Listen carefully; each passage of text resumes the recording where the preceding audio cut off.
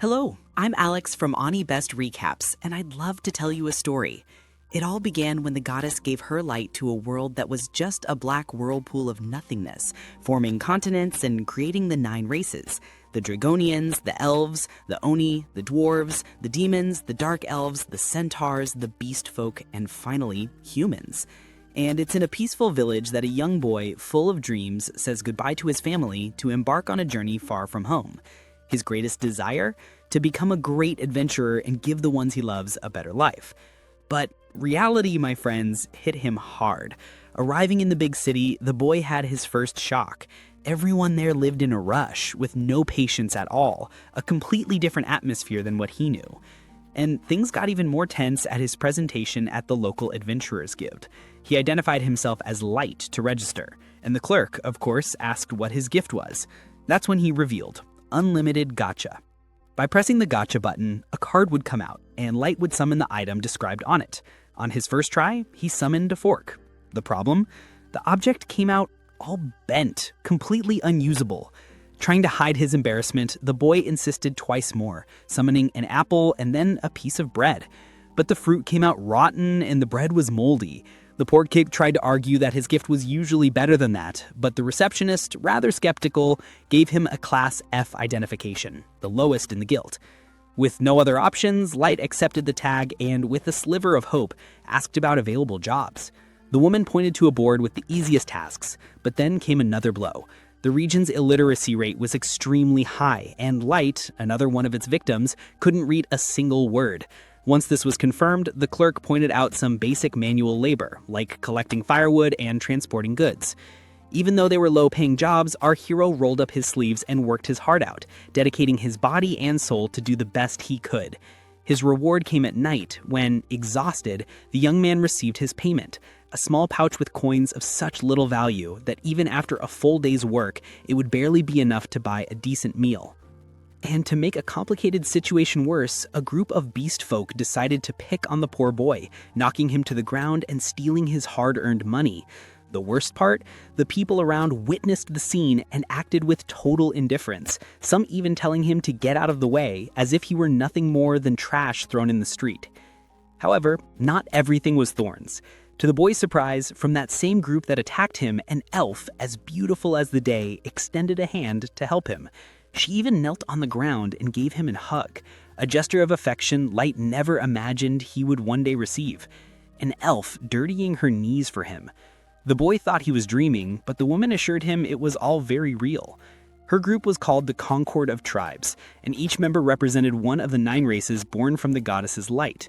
There was the Beastman Garou, the Elf Sasha, the Dragonian Drago, the Demon Diablo, the Oni Oboro, the Dwarf Nano, the Dark Elf Sion, and the Centaur Santor.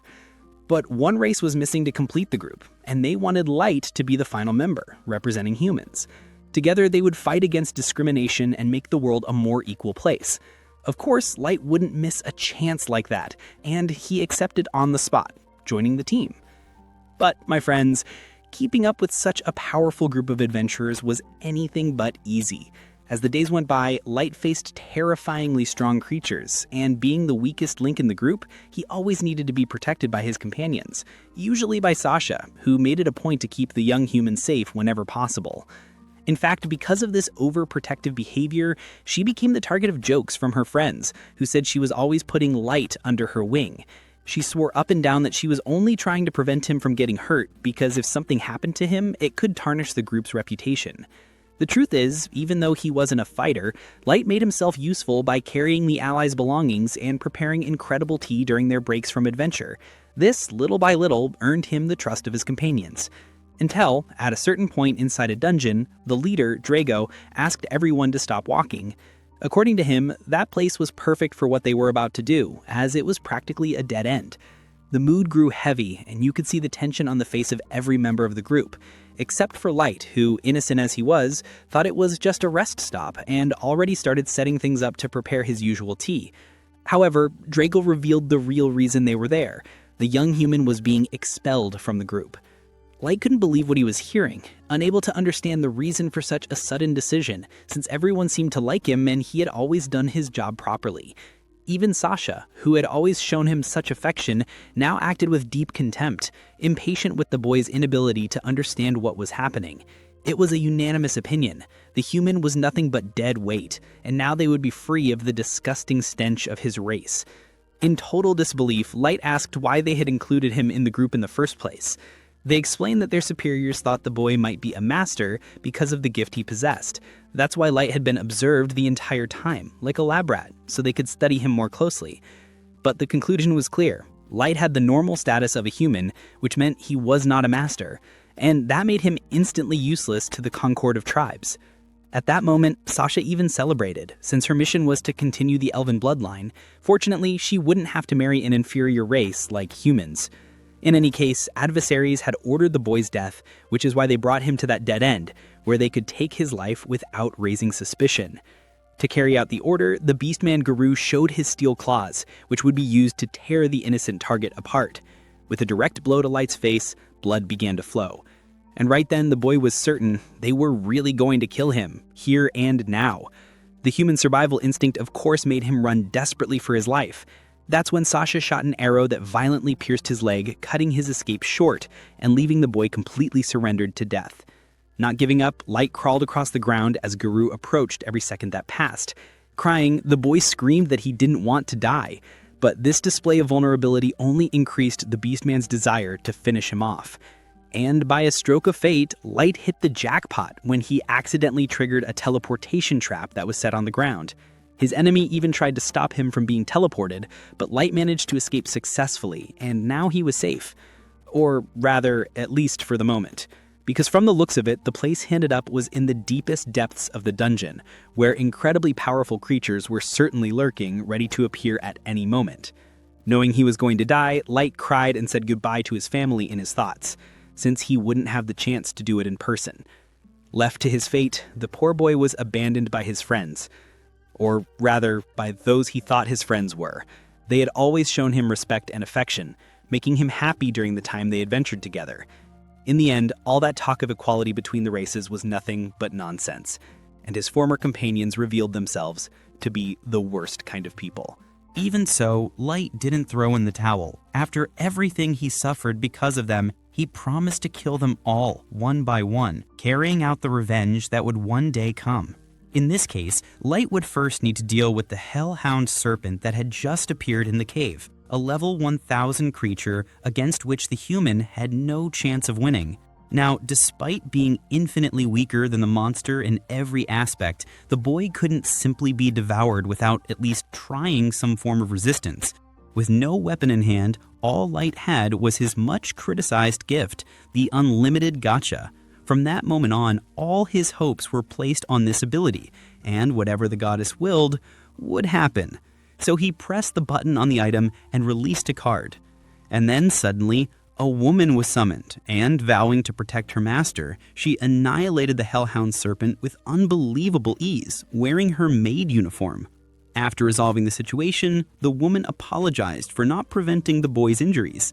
But in any case, she was able to heal every wound he had suffered, even the one from the arrow in his leg, simply by placing her hand near his body and releasing a soft green energy. Always speaking with a strange formality full of difficult words, the maid asked if her master could reveal his name. Upon learning it, she began to call the boy Lord Light. In turn, she promised to serve the boy under any circumstance, even if she had to sacrifice her own life. Vowing eternal and unconditional loyalty, the mysterious figure introduced herself as Mei Lai, the ever-seeking maid, an extremely rare level 9999 card that had been summoned through Light's ability, the Unlimited Gacha. Then, Mei Lai used her appraisal technique to analyze the young boy's status. What she saw were several layers of blocks and a potential she already knew her master possessed, because her experienced eyes could see far beyond what the simple sight of an ordinary person could reach. According to the maid, the Unlimited Gacha was far from useless. The truth was, no matter what everyone thought, this gift had a trick that few knew. Its power was influenced by the mana flow of the location where the item was activated. The greater and stronger the flow, the greater the gacha strength. In this case, as was obvious, Mei Lai could only be summoned because Light had ended up in the depths of the dungeon to do it, where the energy was powerful. She was even sure that the boy had done this on purpose. Without much pride, the boy admitted that he had landed there by chance, fleeing after being coldly abandoned by those he swore were his friends. And remembering his recent trauma, the boy couldn't hold back his tears and showed himself completely vulnerable in face of such a terrible experience. Showing empathy, Mei Lai gave the boy an almost maternal hug, and even while admitting she didn't fully understand the depth of his suffering, she made it clear she was willing to use all her power to seek the vengeance her master so desperately desired. Now for that to happen, Light only needed to give the order. Light, however, refused such overwhelming help. After all, he wanted to carry out his revenge with his own hands, no matter how impossible it seemed with his current strength. In fact, Light was certain that Mei Lai saw no possibility of that happening. But, on the contrary, she showed total support for that decision and made herself available to assist her master in any way necessary, emphasizing that she wasn't lying when she said she would dedicate her life to standing by young Light's side. And so, in the depths of the abyss, the most difficult dungeon in the region, and now aware of the true power of the Unlimited Gacha, Light pressed the button on the object one more time, but this time with a greater purpose, to build a kingdom that would help him carry out his revenge. And from that moment on, that chamber of darkness began to be engulfed by a true flood of light. 3 years have passed since that fateful day where our protagonist was abandoned as if he were a bag of trash. And if in the past the days of struggle were intense and exhausting, we can see that currently the days of glory are Light's reality. He rules over hundreds of maids inside a palace he created himself, and Mei, as she promised, is always by his side. All the maids seem completely smitten by him, celebrating every time they are noticed, while Mei, with her impeccable posture, tells them all to behave. Leaving the castle, Light walks through the local market, where everyone recognizes him. One of the vendors calls him over for breakfast, while others alert him to a shortage of sweets in the country. Light promises to solve the problem, and Mei assures him she'll handle the logistics as soon as possible. He realizes he'll need to create a new system, as the population of his kingdom has grown exponentially over the last 3 years. He asks Mei where his other legendary summons are, and Mei replies that Aoyuki, the beast tamer, is busy mapping the dungeons and forests. Light thinks about the monsters that roam there, but knows they are no match for a genius tamer like her. Mei continues, saying that Ellie, the mage, is working hard to create a special magic for his grand plan. As for Nazuna, the knight who is excellent in close combat, but let's just say a bit of an airhead in other areas, Mei replies that she's put her on castle patrol, a simple task that would keep her out of trouble. Light doesn't mind. After all, Mizuna's chaotic energy makes things more interesting. However, he does make an appeal, mentioning that with so many incredible waifus being introduced in this episode, it would be disrespectful to Alex if you, who are watching this recap, didn't leave a like and some hype to support the channel.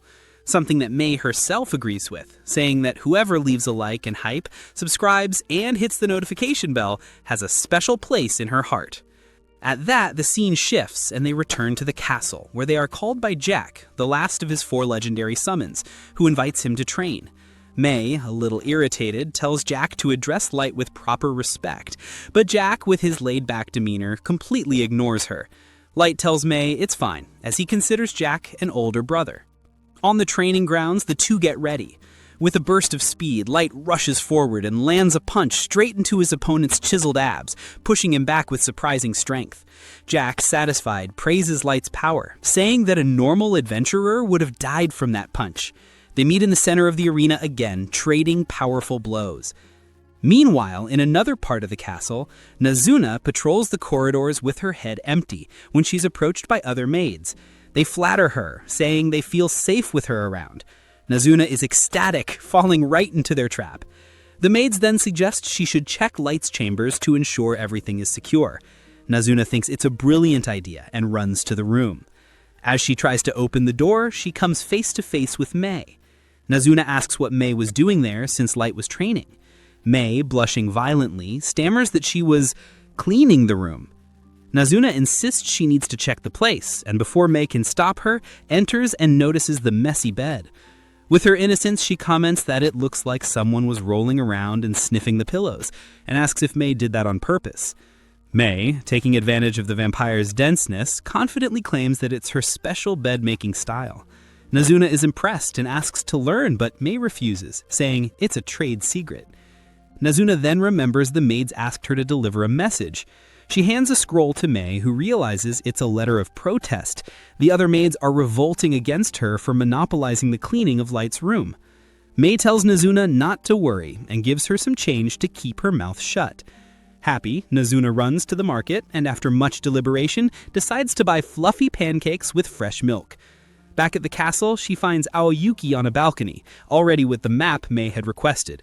Tired of Nazuna's energy, Aoyuki just hands over the report. After that, Nazuna returns to her patrol and enters the throne room.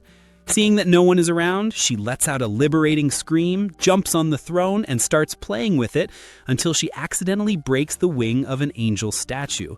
Scared of May, she puts the piece back haphazardly and flees. Back at the training, Light and Jack continue to fight. In the end, they go to the bath, and inside the giant tub, Jack praises Light, saying he's become so strong that most dungeon creatures would be child's play for him. He warns, however, that there are still powerful enemies who would destroy him at the first chance. Light gets serious, thinking about the betrayal he suffered 3 years ago, and affirms that he won't rest until he has his revenge. In May's chambers, she summons the 4 troublesome maids and reads the protest letter aloud. In front of her, the 4 fall silent and apologize, saying it was just a way of showing support, as they know May is overworked. May denies their request to clean Light's room and, as punishment, orders them to clean the gigantic hallway to the throne room by hand. Meanwhile, Nazuna is outside, with her face pressed against a shop window, admiring a gauntlet she wants but has no money for. She bumps into Ellie, who asks what she's looking at. Ellie reveals the construction she was supervising is going well, so she decided to take a break. The two start arguing about who is closer to Light. Ellie boasts that she is directly involved in the revenge plan, unlike Nazuna. She even mentions having a lovely evening tea with Light, and that next time she'll arrange a private dinner. Back at the castle, the 4 maids, while cleaning, are busy plotting against May, mentioning that her tyranny is reaching the stratosphere.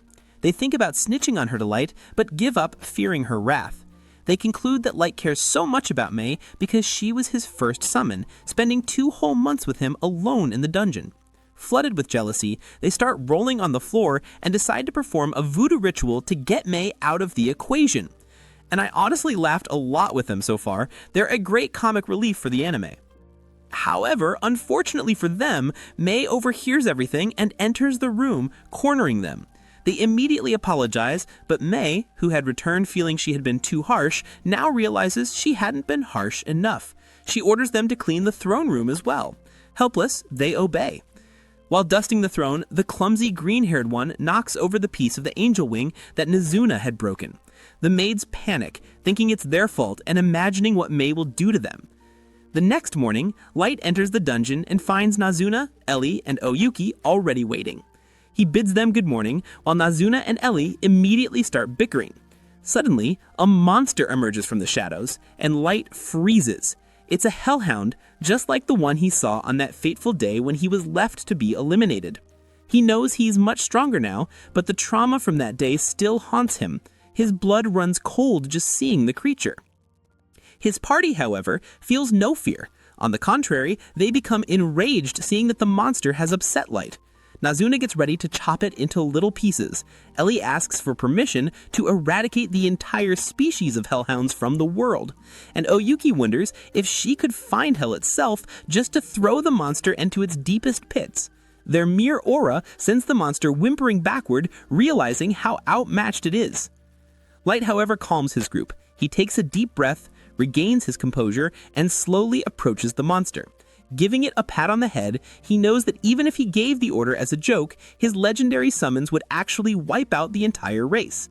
He then turns to them with a new glint in his eyes and declares that they need to head to the surface. Today, their plan for revenge begins. While Light is getting ready, we get to see what's happening in another part of the world. And, my friends, it's Garou's turn, that beastman Traitor. He's walking through his town, and since he's the local hero, everyone is sucking up to him. To give you an idea of the level, some random guy even offers him his own sister, but Garou isn't interested. And then, just to prove he's a complete asshole, he sees a poor human child digging through the trash for food. The kid wasn't even near him, but Garou makes a point to go out of his way just to go over there, knock the child to the ground, and spit in his face, for pure pleasure. This guy has already guaranteed his spot in hell, right? Right after, he and his lackeys go to a private room to start the ass kissing. And let me tell you, the guys lick his boots without mercy. They comment on how incredible it is that he came from a slum and is now the favorite to be the next chief. Then they ask him how he got so far. Garou, acting like he's the big shot, brags that he just uses his instincts to pick the best jobs. And then he mentions that one job from 3 years ago where he got paid big bucks to pretend to be part of a race unification group, and all he had to do was finish off a human suspected of being a master. He admits he never confirmed if Light died, but he was so weak that it was impossible for him to survive down there alone. For him, it was better to just forget that brat. But that's when fate comes knocking, my friends, because as the scene develops, we see Mei simply walk into the room asking for Light. Garou's lackeys immediately shout, saying she can't talk to the chief like that.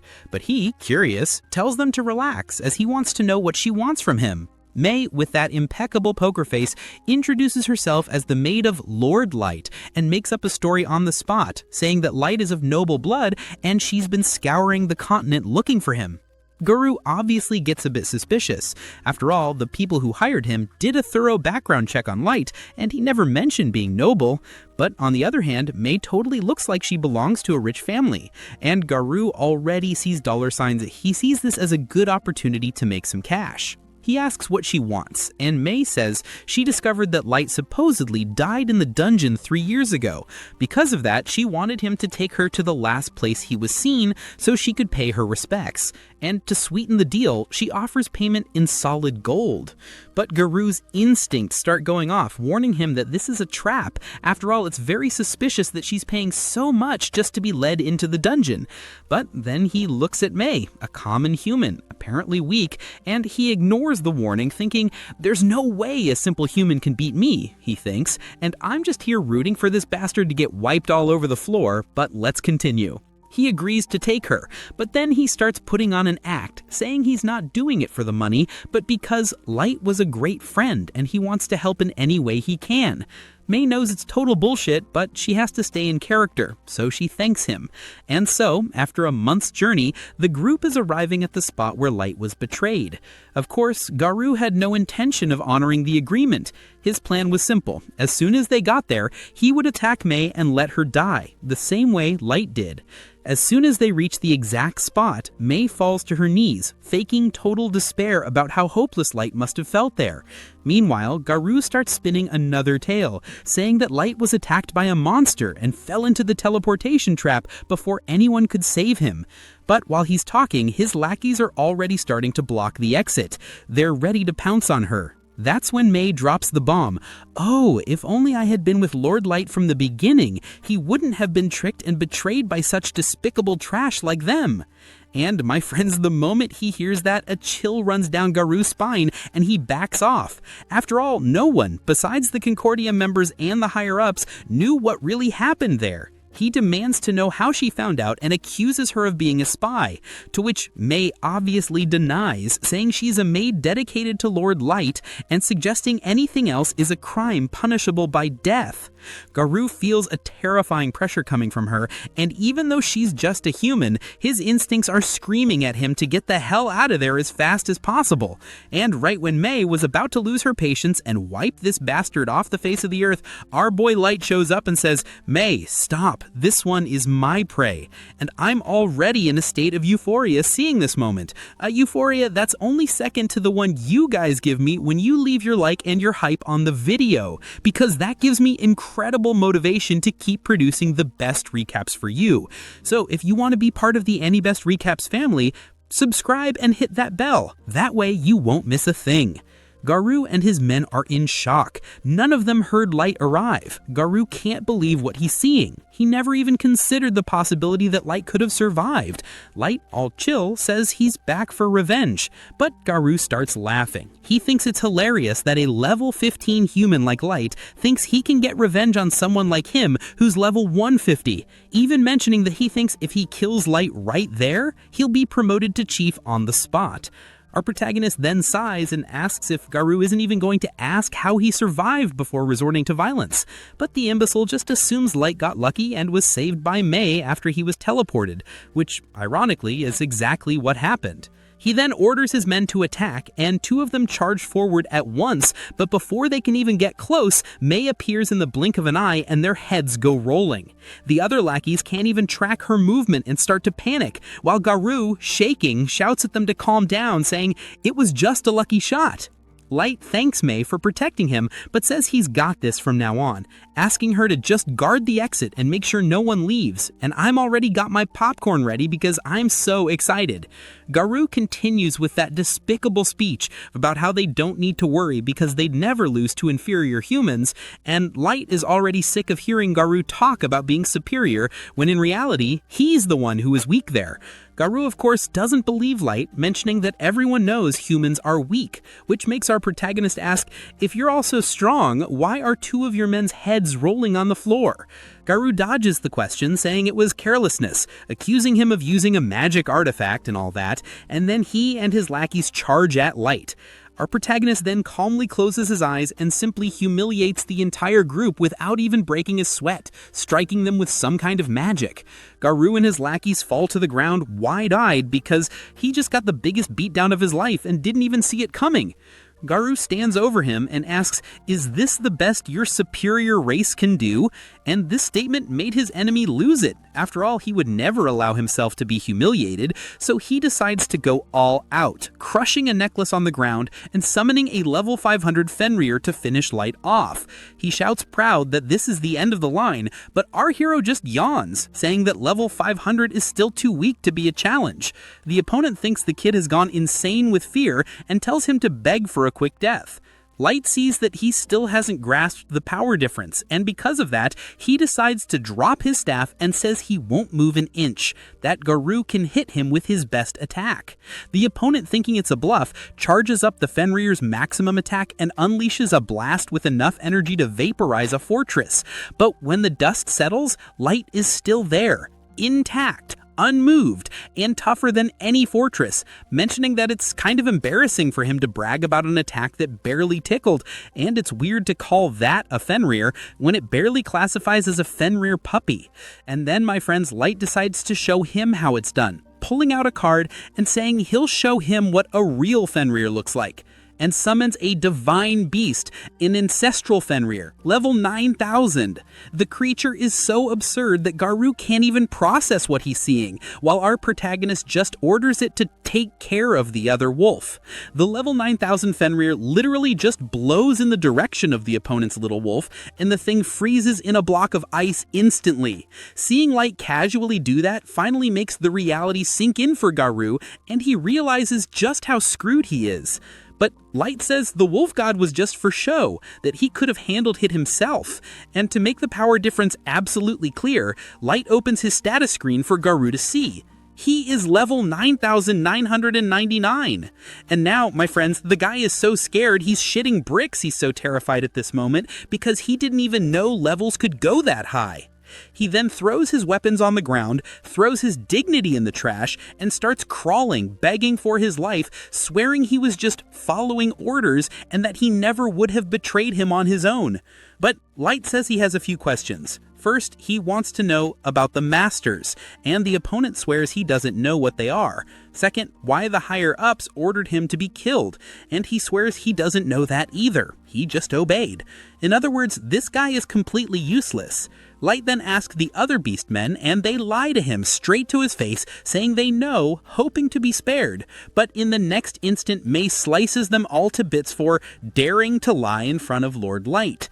He then turns back to Garou and says he has one last question and warns him that Mei has the Eye of Judgment, which knows if he's lying. The question is, since your intuition is so good, do you think I can win a war against the surface nations as I am now? Garou swallows hard but ends up telling the truth, that Light's strength would give him an initial advantage, but he would eventually lose because he's still just one person against nations with armies and countless items. He thinks Light will be mad, but contrary to expectations, he says he already expected as much. But he mentions he has something he wants to show Garou, pulling out a teleport card at that moment and taking both the opponent and Mace straight to his throne room.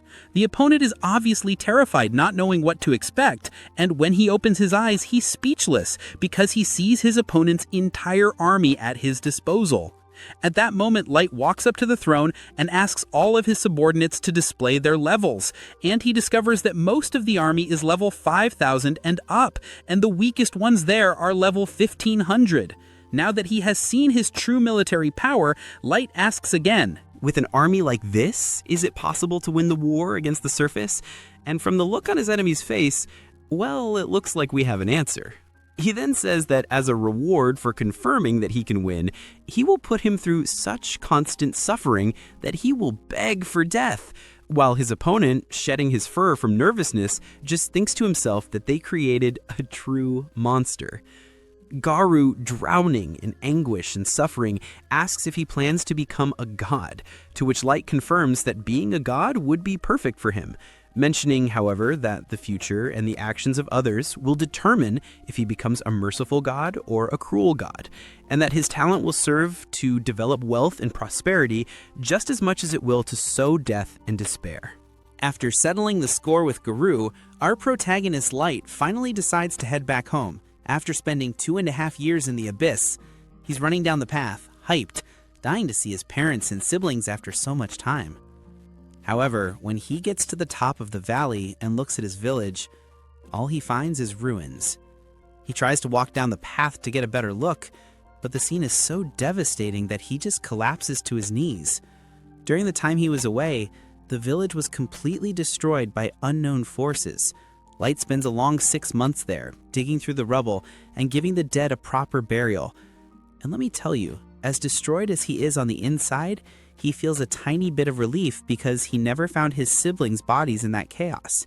He holds on to that slim hope that they might still be alive. In fact, he's asking you, watching right now, to smash that like and hype button to increase his luck so he can find his family. And he mentioned how important it is to subscribe and hit that bell so you don't miss any updates. After finishing mourning his parents, that's when we meet his new legendary summon companions, Gold and Nimamu. Gold is the pragmatic type, and he cuts right to the chase. Master, we need to get back to action. We've been away from the kingdom for way too long. Nimamu, on the other hand, is the complete opposite, being totally in love with Light. She immediately scolds Gold for being so clueless, saying the master is grieving and needs to take it slow. Gold snaps back, saying he's just trying to get back to the comfort of his bed, and accuses Nimamu of hypocrisy because he knows she wants to go back too. But Nimamu is loyal to the extreme. Unlike you, I'll stay with Master Light even if I have to sleep on the peak of the coldest mountain. Gold says she got it all wrong, that he'd do the same, but he doesn't want the master sleeping in the cold because it'll ruin his health. And with that, Nimamu finally agrees with him. Light, hearing that whole argument, cuts them both off and tells them not to worry about where they'll sleep because the focus now is something else, gathering information. He knows his army could simply steamroll the entire world, but it would be stupid to go to war without a strategy. He theorizes that his village was invaded because the Federation suspected he was a master. He then gives the order, find out everything about the other nations, and what the hell is so important about a master that makes destroying an entire village worth it. And he swears, if he finds out the reason for all this destruction was selfish in any way, he will burn the earth. With that said, he puts on the Fool's Mask to disguise his appearance, and from now on, he'll use the code name Dark. They fly towards the city of Dagas. Along the way, Gold reminds Nimamu to call him Dark while they're on the surface, so they don't blow their plans. While they're walking through the forest, they stumble upon a carriage being robbed by dwarf bandits. The man begs them not to hurt his son. The bandits see Dark's group and tell them to hand over everything. Light doesn't even blink. He gives the order to Gold and Nimamu to restrain the dwarves, and they handle the job in seconds, without breaking a sweat. The man, super grateful, offers them a ride since they saved his life. He assumes they're adventurers heading to Daugus to explore the dungeon. The protagonist explains that they aren't yet, but they're heading there precisely to register at the guild.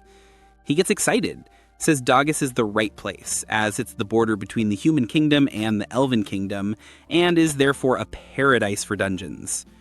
Arriving at the gate, Dark asks to be dropped off there, and the man, who introduces himself as Colonel, still feels like he hasn't thanked them enough, but Light cuts him off, saying the info on the guild was a big help. Colonel then makes one last offer. If you need a place to stay, look me up at my hotel. Lodging is on the house. Light enters the city with Gold and Nemamu, who are amazed since it's their first time on the surface. They head straight to the guild, and the receptionist, of course, classifies Dark as rank F. Nemamu freaks out. What do you mean rank F? Master Dark is rank S at minimum. The poor receptionist explains that everyone, no matter their class or skill, has to start at rank F. Dark, with all the patience in the world, apologizes for Nemamu's attitude and accepts the registration. Outside, Nemamu is devastated, feeling like trash for making her master apologize. Our protagonist consoles her, but Gold doesn't miss the chance to tease her for causing trouble. They then decide to take Colonel up on his offer and head to his hotel. At the reception, Dark says he's there to accept the offer, but that he has some special requests. I want to rent the entire floor of the hotel for 1 month, with complete privacy. With that, he tosses a bag of coins to Colonel, who gets embarrassed and says he can't accept it, since they saved him.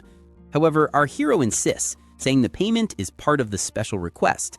And well, Colonel realizes Dark won't accept for free, and agrees. Upstairs in the room, Light uses several silent magic spells to jam and detect any magical espionage on the entire floor. He then takes off his mask and says they can relax now, but Nemamu is still worried and questions the plan. Master Light, why are you risking yourself as an adventurer? You could have stayed safe in your kingdom and just given us the orders. And now, my friends, Light snaps. He cuts her off instantly, and his mana starts leaking out, full of anger and pressure. Are you trying to interfere with my revenge? Nemamu freezes on the spot, falls to her knees, and begs for forgiveness, asking him to forget she said anything. Gold starts laughing, which breaks the tension. Light calms down. Gold explains to her, there are some things that need to be settled personally. That's why the master has to do this with his own hands. Light apologizes for scaring her, but Nemamu is so shaken that she insists on re-swearing her oath of loyalty right there. Light, reluctantly, agrees. And the gesture of this oath involves kissing his foot, which Light mentions is cultural in their universe to show loyalty. But I gotta ask, did she really do it for that, or to satisfy her own personal desires? Something Gold was thinking too, by the way. Anyway, the next day, they go to the dungeon, and of course, there's a giant line. Light notices there isn't a single elf in the line, and assumes it's because of some beef between the dwarves and the elves. And since he can't have a story without the asshole of the day, 3 guys just cut the line right in front of some rookies. Nemamu is already pissed. Light analyzes the group. A servant, a mediocre fighter, and a hooded guy who looks to be the strongest. Dark, who doesn't take crap from anyone, goes up and calls out the hooded guy, mentioning that it's wrong to cut the line. And let me tell you, this hooded guy, who we later find out is named Kaito, already showed up with a I want to be humiliated vibe. He gets pissed that Dark had the audacity to talk to him, saying he has no right to speak to him because he doesn't know who he is. Dark claps back immediately. You're right, I don't. You're wearing a hood. But if you're so famous, that's even more reason why you shouldn't be cutting in line. Kaito gets so mad he tries to draw his sword, but his friend Yannick stops him, mentioning he'll ruin their plan if he causes a scene. Kaito, fuming, backs off to the end of the line but swears Dark will pay for this. The rookies who were in front thank Dark for defending them, saying they were afraid to start a fight with another race. They start chatting, and the rookies find it weird that Dark's group doesn't have any backpacks or camping gear. Our protagonist thanks them for the tip, realizing they're so used to their item box that they didn't even think about it. Finally, Dark's team enters, and he comments it's his first time in a dungeon other than the Abyss, mentioning he's curious how they work. But he's not there to play around, so he decides to use his magic, Flight, Conceal, and Clairvoyance to find the shortest route to the next floor, In other words, they are basically speedrunning the dungeon. Gold even complains, "Oh, Master, this way the exploration is boring. We're not seeing anything." Meanwhile, the scene cuts, and we see Kaito and his team, while Mr. Hothead is still fuming about Dark and taking his anger out on the monsters. We find out he's an elven white knight, and Yannick is trying to calm him down, reminding him they're there for a troll on the 3rd floor. And to make things worse, we find out that Kaito hates Yannick and plans to ditch him as soon as he gets what he wants. In other words, another traitor in the making. But honestly, from the way Yannick is acting, I'm thinking he has similar intentions.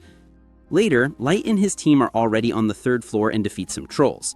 As they're flying back, Light spots the team of rookies he helped in line, and they're surrounded by goblins. Light, from a distance, snipes a bush snake that was about to attack the rookies from behind and warns them to never let their guard down. The rookies thank him, but then Nemamu senses another presence. Suddenly, a pack of giant bush wolves runs right past them, but they're running from something. The rookies don't get it. And right behind the wolves, emerging from the forest, a giant mutant mantis appears. And it does not look friendly. The rookies, witnessing that son of Satan before their very eyes, are simply desperate and have no idea what to do, because that thing was supposed to have been killed over 10 years ago. At this, the leader asks Mia to attack with some magic, because if she can do something to throw it off balance, they can use that opening to escape. Hearing the retreat plan, Dark turns and asks if they'd mind if they hunt that creature for them. The rookies, hearing this, think he's lost his mind, because a beast like that has got to be at least level 500. However, Dark just tells them to grab some popcorn and relax, because he and his friends, combined with the forces of the like and hype from everyone watching, will take care of it. Gold takes the lead and charges in, but to a surprise, the mantis manages to block his strikes, and he admits the creature's claws are tougher than they looked. Seeing this, Dark decides to join the party and launches a fire arrow, but the monster is fast and parries the arrow right back at our protagonist. The rookies, seeing things are getting tough, start to fear for Dark's luck. While the leader asks Mia to try something, she snaps at him, asking if he's even seeing what's happening, because she doesn't stand a chance of doing anything against the power they're all showing. Especially since Dark just used magic without an incantation, and she's questioning if her companions have lost their minds for not being amazed by this. Gold, seeing the rookies are more in the way than helping, tells them to sit down and watch because he's going to give them a little lesson on how to be a knight. And well, I can only say it was one hell of a lesson. He starts by explaining the concept of attacking with a sword and defending with a shield, but that things aren't always what they seem. At that moment, the mantis attacks him and he blocks with the shield. However, the block was so intense that it completely shattered the enemy's claw. While the mantis reels back in pain, Gold rushes in and cuts off one of its legs. Dark then launches more fire arrows, and the monster tries to parry them again, but this time the arrows just change trajectory in midair and slam right into its back. And finally, limbless and full of holes, the enemy realizes it has no chance and tries to flee back to the forest. Dark is even surprised it's smart enough to retreat, but he's not letting it escape. He then summons a gigantic firewall blocking its escape, while poor Mia is about to have a meltdown, realizing he just used large-scale tactical magic instantly like it was a walk in the park. With no escape by land, the mantis opens its wings and tries to flee into the air. But before it can get high, Nanumu makes an absurd leap and in midair slices the beast to bits. But when she lands, Gold is right there to scold her. She doesn't get it. She did what the master wanted, right? Wrong. He points out that she destroyed the beast, and along with it, she also destroyed all of the valuable parts. In other words, they can't sell anything from the hunt. Nanumu realizes the huge mistake she made and immediately drops to the ground, begging her boss for forgiveness. He, all chill, says it's no big deal. Meanwhile, the rookies are just standing in the corner trying to process if they really just saw humans do all that, or if it was a mass hallucination. Rummaging through the monster's goo, they find the magic gem, which by sheer luck was still intact. As they're about to leave, Mia, still in shock, asks if Dark is from some famous party. He just replies, "Nope, we're all rank F." And obviously, the rookies are left even more confused. Mia, super grateful, uses the rest of her mana to create a water ball for Dark to clean himself off. Since it's getting late, the rookies' leader invites them to camp with them for the night. And while they're around the campfire, Dark mentions she seems to be an incredible mage. But she says no, she can't cast magic without an incantation like him, nor can she use tactical magic. When her brother and leader asks if that's really so impressive, the girl nearly freaks out and explains there are 3 classes of magic. She gives examples. Combat magic is like the fire arrow or an ice sword, meant for a single target. Tactical magic like the firewall affects a much wider area. Strategic magic, on the other hand, is so powerful it has a global impact, causing tsunamis or cataclysms, and it requires a whole group of mages pulling their mana and chanting. She continues, saying that for dragonoids, elves, dark elves, and demons, casting advanced magic is easier. But for humans, it's an incredibly difficult task. And with all that said, Dark just casts magic without an incantation. So yes, from a magical perspective, it's completely insane. However, Mia's brother, full of pride, says she's good enough to get a recommendation to the Duchy's Magic Academy, and that he's sure she'll be able to cast tactical magic someday. Dark then asks if the Duchy is that nation created by all the races together, the Principality of Nine. The kid says yes, but then something bad happened, and her brother tells us they lost their parents to a plague, and because of that, she could never go. He tells us they formed this party with Gimra and Wordy, their childhood friends, just to survive. And let me tell you, that hit Light right in the feels, reminding him of his own sister. Pressured to tell his story, Dark makes up a drama saying his parents died in a fire and he was left with severe burns, which is why he's searching for a magic potion. While this sad vibe is going on, the scene cuts to that asshole Kito. He and Yannick are in the dungeon hunting orcs. Yannick wants samples for his research, how to break the level caps imposed on each race, and for that he needs a human guinea pig, and Kito knows exactly who he wants to hunt. Sometime later, Dark is back at the guild, and he's become a celebrity. His group even has a name now, the Black Motley. He's drawing so much attention that two human adventurers, Suvelin and Gilbert, come over to congratulate him for reaching the 5th floor. Light is happy after all. This was the plan, get famous. At the dungeon entrance, he runs into Mia and her group. She's all shy and hands him a small pot of ointment she made herself, remembering his story about the burns. And our protagonist obviously feels like trash for lying. To make up for the gesture, he decides to return the favor. He pulls out an item and gives it to her, a beautiful bracelet. Mia doesn't want to accept it, it looks expensive, but Light insists. And my friends, what a gift! As soon as they walk away, Namomo questions the master about giving her the SSR wishing bracelet, which is capable of performing small miracles if the wish is strong enough. And I gotta confess, if I owned that item, I'd wish for everyone watching this recap to subscribe and hit that bell to help the channel grow. That's my true dream, and since I know you all are infinitely more valuable than that item, you can certainly help make Alex's dream a reality. The scene changes, and soon after, we see Dark arrive on the 5th floor, which is completely covered in snow. He gives Golden and Momo a mission to hunt the Yetis they need, and then activates a teleport item, sending him right to his throne room in the abyss. Back is Light, he sips some tea and asks his generals how the revenge plan is coming along. While Ellie says everything is almost ready, he's happy to hear it, telling her she can use any resources she needs. He then turns to Mei and mentions she's also doing a great job managing things there, asking her to keep it up. To Aoyuki, he says to continue exploring the ancient forest, and Nazuna, well, as she asks what she should do, he reflects that she's useless when it comes to well-laid plans. All he can do is ask her to keep everyone safe while he's gone. After all, you never know when a super powerful villain might show up, and she's, of course, overjoyed with her master's trust. Light can hardly wait. He wants to savor the look of despair on Sasha's face when he finally confronts her. The scene then changes, and now we go to Suvelin and Gilbert, the guys who congratulated Light, and they're camped out. Suvelin needs to step away to answer a call of nature, and when he returns, he's met with the sight of Gilbert's head rolling on the ground, while that bastard Kaito stands over the body.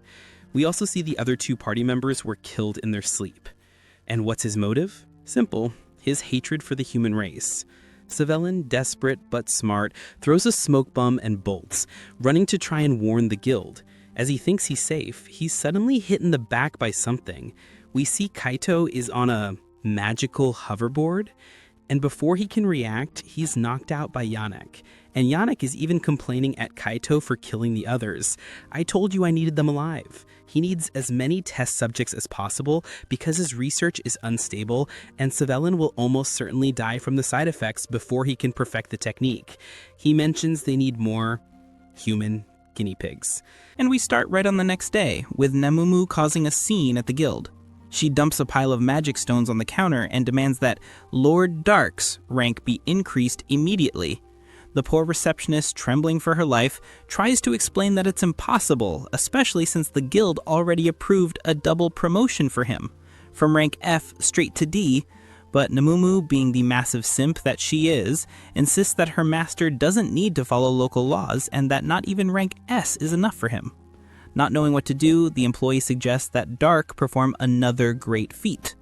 With that, our protagonist and his friends head back to the inn with a mission poster, hunting down adventurer killers who are targeting humans. He and Gold are sure this will get them promoted, but Namumu, ever the skeptic, points out they have no clue who the criminals are. Gold even suggests using the master's cards, but Light explains they appear randomly. Namumu suggests asking the Abyss for help, but the conversation is interrupted when they sense an intruder arriving. At that moment, a portal opens in the middle of the room, and to my absolute horror, who comes out of it is Mia, clearly injured and unconscious, with her bracelet shattering right after. In other words, something terrible must have happened, and her wish was to get to Dark. We're about to find out. Dark acts fast, puts her on the bed, heals her wounds, and then uses a hypnosis spell to enter the girl's mind and see what the hell happened. And here, my friends, we see the terror. One day, while she and her group, her brother Elio, Jimra, and Wordy, were camped out, another group warned them about the human hunters and got out of there. Elio, as the leader, decides they have to leave too, but the group is already tired from their previous adventure and can't walk fast. The sun sets, and the worst happens. Those bastards, Kaido and Yanak, find them. Mia innocently even tries to warn them about the hunters. The elves just laugh, lamenting that the rumor spread and scared off the humans, and that's exactly why they can't pass up the opportunity to take care of these brats. When Kaido draws his sword, the three boys yell for her to run, while they try to buy time. Elio then charges and is easily knocked down with a vertical blow to the stomach. Jimra and Wordy attack right after, and sadly, meet the same fate. Mia falls into total despair. Wordy, barely holding on, musters his last strength to yell for her to run, while Jimra, in a final act of courage, also gets up and the two charge the elf again. Kaido, sick of his persistence, delivers a blow twice as strong and finishes them. Yanak complains, "You killed the humans again. We can't use them for the research." Kaido, being the asshole that he is, says he'll crush anyone who opposes him, and that the girl is still left. Yanak points out that mages are rare, but that the three boys would have been useful. And here's where it gets disgusting. Kaido decides he's going to use Mia before handing her over for the experiments.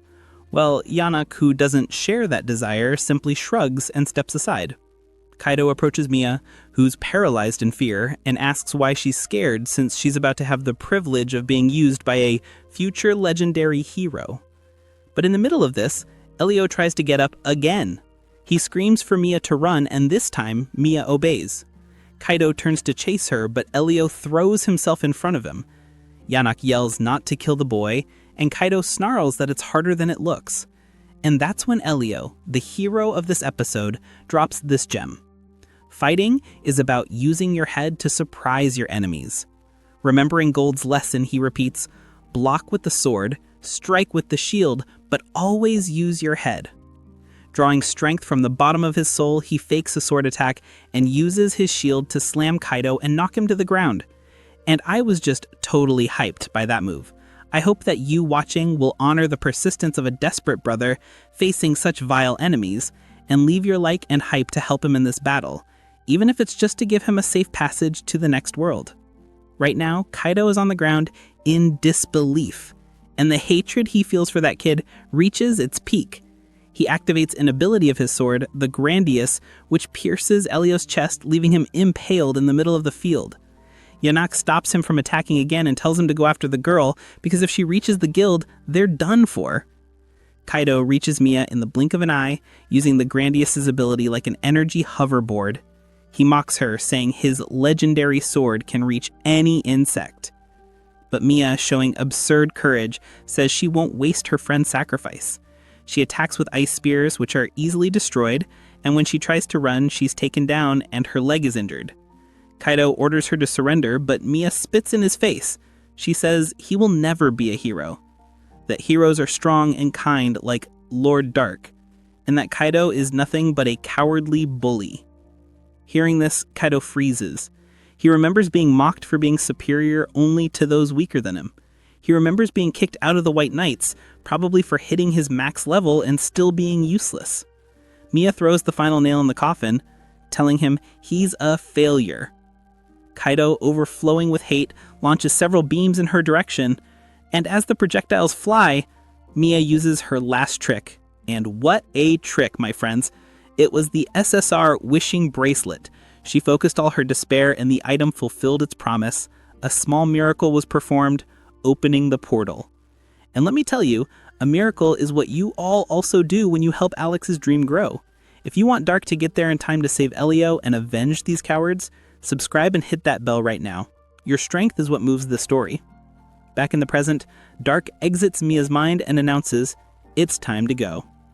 Meanwhile, in the forest, Yanok is trying to heal Elio, who's practically dead. Kaido reappears, and Yanok the researcher asks about the girl. Kaido confesses that she just disappeared. Yanok freaks out. A white knight fooled by a little girl? He fears the Elven Kingdom will find out Kaido stole the Grandius, a national treasure. Kaido starts to panic, thinking about the level 3000 commander of the White Knights and his level 2000 subordinates coming to hunt him down. Yanok tries to calm him, saying the research can still give him a higher level, but at that moment, Dark appears, stating that he won't allow that to happen. Kaido freezes. He, at his level, didn't even sense Dark's approach. Gold arrives carrying Elio's body, who is still breathing. Dark, after healing the boy, asks why. Why did these kids who just wanted to achieve a dream in this crappy world have to suffer so much? He says that maybe in another world they could have been friends, and that's why he will never forgive these two. Yanok, with the most punchable face, tries to lie, saying he was the one who saved the boy. But Dark cuts off the lie. I'm with the girl you were chasing. But relax, I didn't tell the guild anything. Kaido, thinking it's his lucky day, bursts out laughing. Great! Now all I have to do is kill you and the problem is solved. Dark asks if this hero talk is a joke. The only reason I didn't tell the guild was so that you could become my prey. I'm going to make you suffer so much you'll beg you never were born. With that said, he tells Gold and Namumu to stay out of it, and walks towards the elves. Kaido, consumed by rage, attacks with everything, but Dark blocks the sequence of blows easily and counters, slamming his staff into Kaido's stomach. And I gotta say, I'm just feeling pure satisfaction as he asks, is that all the legendary hero can do? Even more pissed, Kaido activates the Grandius and launches several clones of the sword. Yanok, watching, can't believe it. He's witnessing a human fighting on equal footing with a phantom-class weapon? Kaido starts throwing a tantrum, saying Dark is cheating, that he's a fighter, not a mage. Namumu and Gold comment, the master is neither. The closest thing would be an unlimited card mage. Dark then conjures a rain of ice swords without an incantation. Kaido sends his clones, but the ice rain destroys all of them. Yanok's jaw is on the floor at Dark's mana pool. Kaido tries everything, but Dark's defense is flawless. He doesn't even need to move. The ice swords alone are enough. Kaido's completely freaking out, refusing to accept that he's losing to a human. And then he drops the bombshell. I won't lose. I have the sacred sword Grandius, granted by the heavens to a master from the past. Dark's group is in shock. He asks Kaido what he knows about the masters. Kaido lets out a laugh and answers, if I know them? I don't just know them. I'm a descendant of them. I carry their blood. I am a submaster. Light, hearing he's a supposed submaster, changes the plan on the spot. He informs Gold and Nemu that he's not killing them now. Instead, he's taking them to the Abyss to rip every last piece of information out of them. The two understand the mission and get ready to face Yanok, while the master handles Kaito. But Yanok, the coward scientist, immediately starts whining that it's not fair, that he's not a fighter. However, he had a trick up his sleeve. He points to the two servants with him, and the guys start to transform, revealing they are the disgusting results of Yanok's experiments, human-monster hybrids. And the bastard even brags about it. He says he combined them to surpass their limits, and that he plans to do much more, he just needs more human guinea pigs. Light's group is disgusted, but then comes the gut punch. Light recognizes one of the hybrids. It's Sullivan, the adventurer who congratulated him at the guild. What a rage, my friends. Light regrets not being able to save the guy, but now there's nothing to be done. He gives the order to Gold and Nemu, end their suffering. Nemumu and Gold charge in and attack, but they see the hybrids have some seriously OP regeneration. This makes Yannick let out that disgusting villain laugh, calling them fools for thinking they could beat his creations. Gold and Nemumu, already sick of his crap and wanting to end the poor soul's agony, decide to use their special moves. They coat their weapons in mana and charge in. Yannick starts to mock them again, but then he notices the hybrids aren't getting up. In other words, they're toast. This scientist freaks out, unable to believe his life's work was erased so easily, and while he's frozen, Nemumu comes up from behind and delivers a massive, full-force kick right to his nuts, making the guy nearly turn inside out. Meanwhile, Light is feasting on Quito. He's dominating the fight so absurdly that every time an attack gets close, Quito gets a look of sheer terror. And Light, let me tell you, is finding this hilarious, since the guy was calling himself a legendary hero 5 minutes ago. Quito, pissed about being humiliated, activates the final form of the sacred sword Grandius, enchanting it with multiple magics.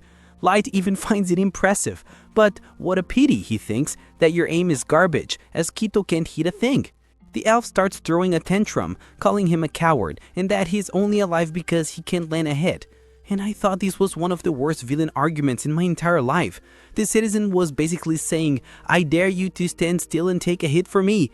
And you know what the most bizarre part of this whole story is?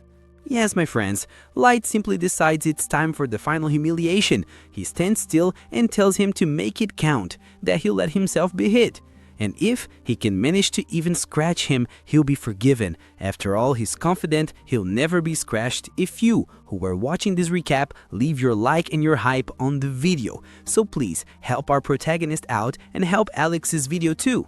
At this, Quito thinks Light has gone insane, but he doesn't pass up the chance. He raises his sword and brings it down with all his might. The blow connects, and, well, it does nothing.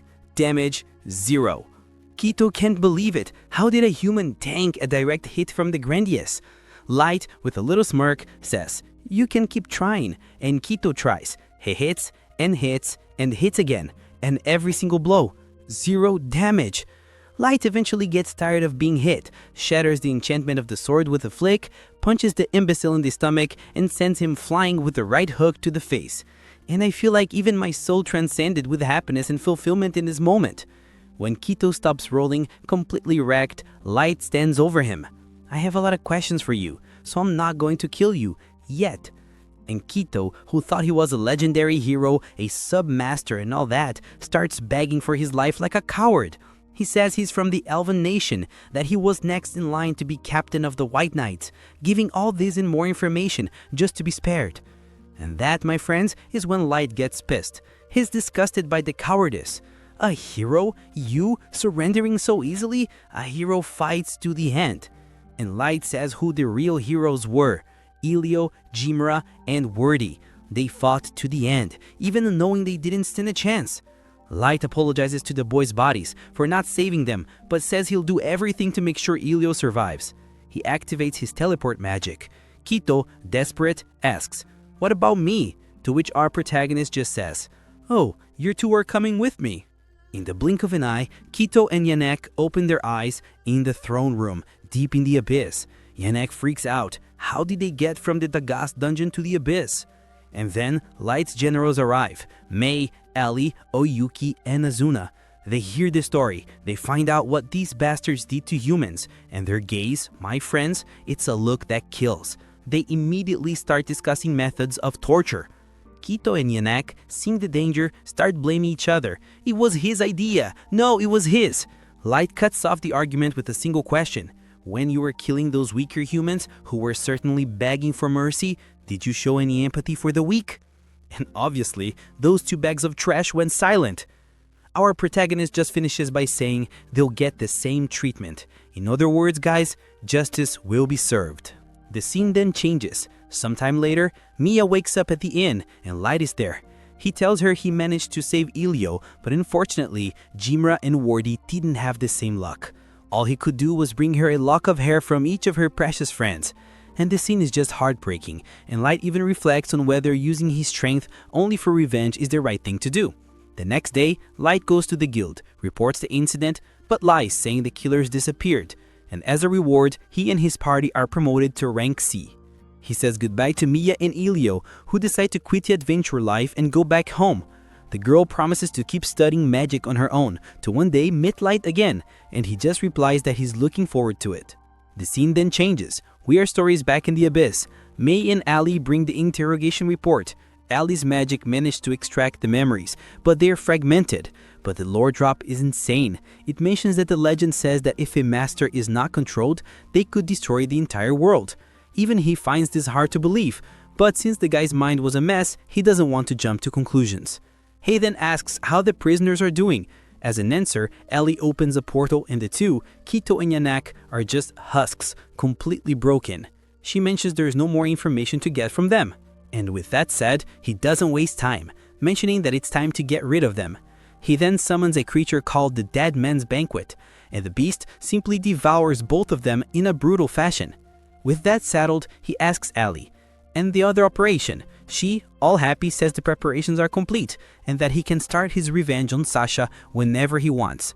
She says the plan is to start with the White Knights, since they're all sub-masters, and mentions that their vice captain, Mikhail, is Sasha's fiancé. And then, my friend, the scene cuts. To where? Yes, to the Elven Kingdom. Sasha and Mikhail are having a drink and laughing. And laughing about what? Simple, she's telling him, with all the mockery in the world, about how much they love to see humans suffer. While Mikhail talks about a village he eradicated, and I wonder if it wasn't our protagonist's own village, Sasha laughs and tells the story again about how Light begged for his life, and the two, happy, talk about how good it is to watch humans despair. And I can only think that these bastards need to enjoy the last few minutes of peace they have left, because when they least expect it, things are going to get brutal. So brutal that while these two bastards are laughing, the scene cuts and we see Light preparing to pay her back for all this suffering she caused. And we are back with Sasha, right after that little date with Mikhail. She is heading home with her maid, all happy and commenting on what a beautiful couple they make. But the joy is short-lived because the carriage stops suddenly. The reason? A human slave dropped some food on the road while being whipped by an elf for absolutely no reason. And the only thing that Traitor can think about is how useless humans are. Bored while waiting for the mess to be cleaned up, she looks outside and sees a familiar silhouette in an alley. Terror takes over immediately. She jumps out of the carriage, runs to the spot, but finds no one. She tries to convince herself she is crazy, that our protagonist died years ago. But then she turns around and sees a note on the wall ordering her to go to the giant tower. And the worst part is that it was signed by Light himself. The elf goes into total panic mode. After all, if her ex-lover is alive, she loses everything, including the money, her noble status, and the engagement to Mikhail. The maid arrives shortly after and finds her mistress collapsed on the ground in despair. Meanwhile, from a nearby rooftop, Light and Ellie are watching from the front row. And let me tell you, seeing this woman squirming on the ground is a delicious start to the revenge. But the maid warns that she has much worse things in store for her. The scene cuts to the White Knights camp, and if you thought it was impossible to hate these guys more, prepare your stomach. Two female knights, Nia and Kia, are using a live human slave as a dartboard. And meanwhile, Sharfat has his face buried in a slave girl's chest, forcing the poor thing to pretend she likes it so she does not become the next target. They are in a meeting to discuss Kaito's disappearance. Most reminds them that it is their responsibility to clean up the mess their former comrade made. Sharfat, annoyed by the screams of the dartboard slave, tells the two crazy women to just kill him already, but they complain that they are having fun. Moss joins the conversation with his twisted ideology, saying it is their duty to give humans a quick death to end their pathetic lives. In the middle of this psychopath discussion, Captain Hardy loses his patience and tells everyone to shut up, releasing such an absurd pressure in his voice that even a bird flying by dies of a heart attack. The leader orders Sharfat to kill the slave being used for target practice. The elf obeys instantly, blowing the man's head off with one finger. The slave girl on his lap is terrified, but he tells her to relax, claiming he would never do that to her. He dismisses the girl, and as soon as she leaves, the captain warns him to be careful not to dirty the elven bloodline by having children with humans. The subordinate laughs and says there's no need to worry because actually he was already bored of her and planning to shoot her in the back later. And this is what disgusts me, my friends. These guys treat human lives like disposable toys. If your blood is boiling too and you want to see Light destroy these white knights, leave your like and your hype right now to give strength to our protagonist, because justice is coming and it is going to be brutal. That night, Sasha hears a thunderous noise, looks out the window, and sees a giant tower emerging from the forest, which sends a chill down her spine, as it is the location of the meeting. The next morning, the structure is already causing chaos, with monsters blocking trade routes, food running out, and elves desperate for information. Light, Gold, and Numu are in town, disguised as adventurers. A pair of elves see the assassin and, thinking she is hot, try to convince the girl to ditch the group, but Numu, faithful as ever, tells them to get lost. The elves, offended by being rejected by a human, try to get aggressive, but Dark launches a lightning arrow and sends the guy flying, making everyone around recognize them as that group of super strong humans from Dagas. Our hero is satisfied as his fame is spreading. Meanwhile, in the forest, a group of elf adventurers tries to investigate the tower and takes a little human girl to use as live bait, threatening and kicking her when she falls from exhaustion. They are standing there complaining about the livestock being lazy when a drop of saliva lands on one of their hands. Looking up, a rock chimera bites his head off in one go. The monster tears the group of elves apart, and the little girl falls to her knees, thinking she is next. But the chimera sniffs her, realizes she is human, and walks away. The girl breathes a sigh of relief, but then a group of armed men comes out of the forest, and she thinks she is going to be enslaved again, starting to cry. But to her surprise, the men pour a healing potion on her, giving her clothes and food. It is Light's rescue team. They are saving every human slave they can.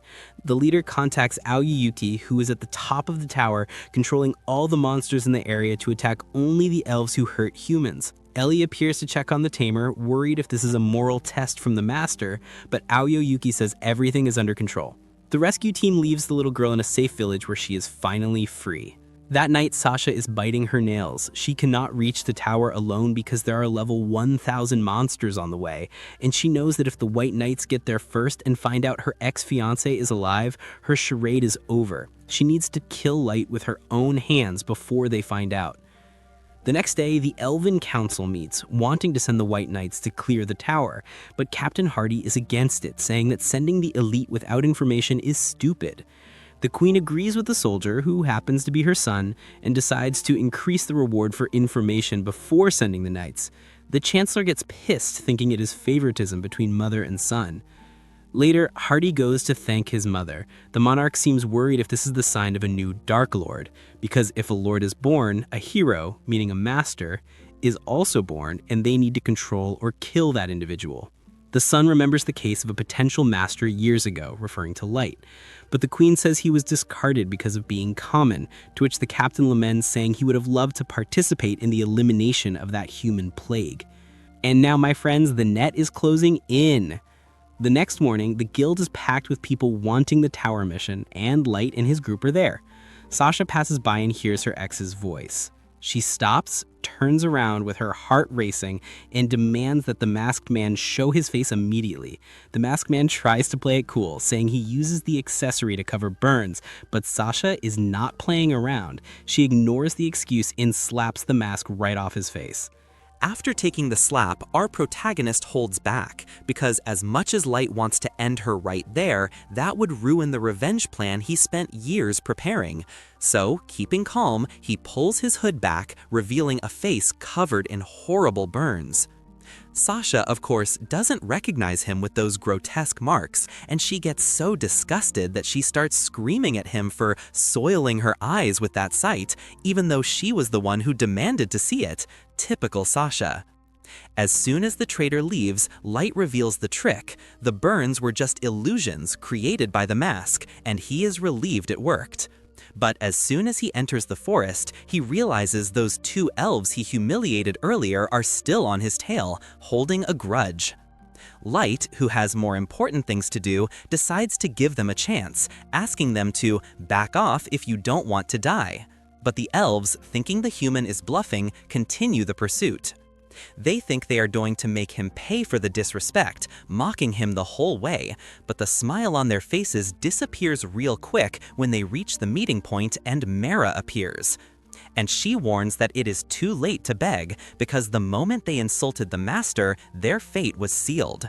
And without wasting time, she simply devours both of them whole.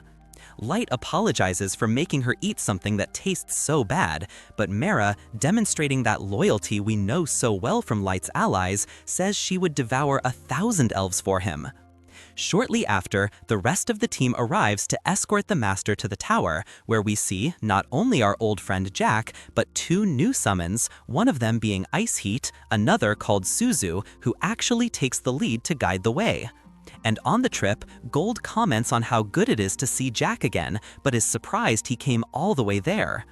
Jack explains it was Ellie's idea, but that he also didn't want to leave him doing all the hard work alone, and that he wouldn't leave Little Light alone. And my friends, as soon as Jack drops that informal nickname, calling the master Little Light, the girls get pissed at the lack of respect. But Jack keeps it real. They are a bunch of hypocrites. Light never asked for formality, and if they keep putting him on a pedestal, he will end up alone, surrounded by servants instead of friends. And if that is going to happen, Jack says he is ready to throw hands with them to knock some sense into their heads. The tension rises, but Light steps in before it turns into a bar fight, telling everyone to calm down. The tension dies down, but Light is still curious about Suzu. The poor thing suffers from extreme shyness and can only talk to her trusty musket. Which is a shame because her summon card said androgynous, and Light is dying to know if she is a boy or a girl, but he can't exactly check, right? The group finally arrives at the tower, and Light is impressed because Ellie did an incredible job. She opens the entrance and gives a full tour. The tower is reinforced against any magical or physical interference based on the Abyss core. And at the top, she prepared the wedding venue for the grand finale. Light climbs onto the throne Ellie built, and the mage asks for permission to explain the details of the plan. The goal is to execute the revenge right when Sasha is about to marry into the royal family, but Ellie made some adjustments. Since the White Knights are the kingdom's elite, they would definitely try to intervene, so she prepared everything to defeat them beforehand. This way, they test the military strength of the Abyss against the Elven elite, and with the Knights out of the picture, it becomes much easier to bend the Elven nation and get information on the Masters. Plus, Ellie created a shadow clone of Light to continue his adventures while the real one focuses on revenge. Light is impressed by her genius. While they talk, OUQ is already controlling the monsters to guide Sasha straight there. In the forest, Sasha and her guards are hiding in the bushes, terrified of the monsters in the area. Little by little, they are cornered toward the tower, and when they get there, they run into Ellie's new pet, a dragon. Sasha freaks out and flees immediately. She knows she doesn't stand a chance alone, and her only option now is to call the White Knights, even though she's afraid they will discover about Light. And as she runs, we see that from the top of the tower, the group watches her escape, and Ellie is certain she will return with the cavalry, and when she returns, it is going to be a show. That night, Sasha summons the Elven Council. She tells them about the monsters and the dragon. The Queen is shocked, but the Chancellor confirms the story with another report. Now cornered, Captain Hardy has no choice but to lead an expedition.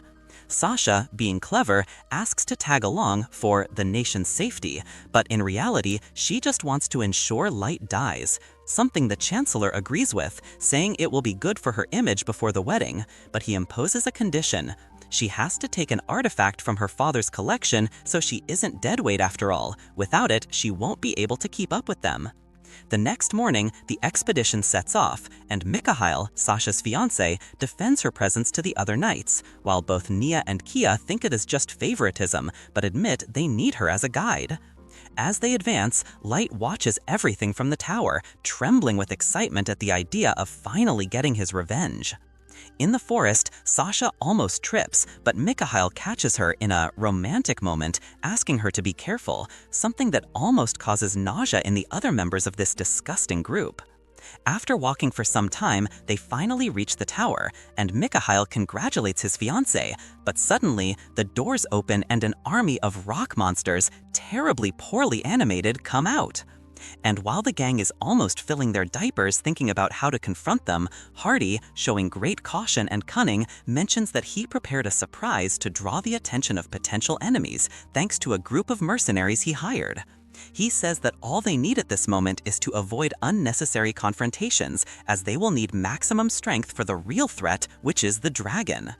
After finishing his speech, we see fireworks going off in the forest, luring the monsters away, and with that, the path is clear.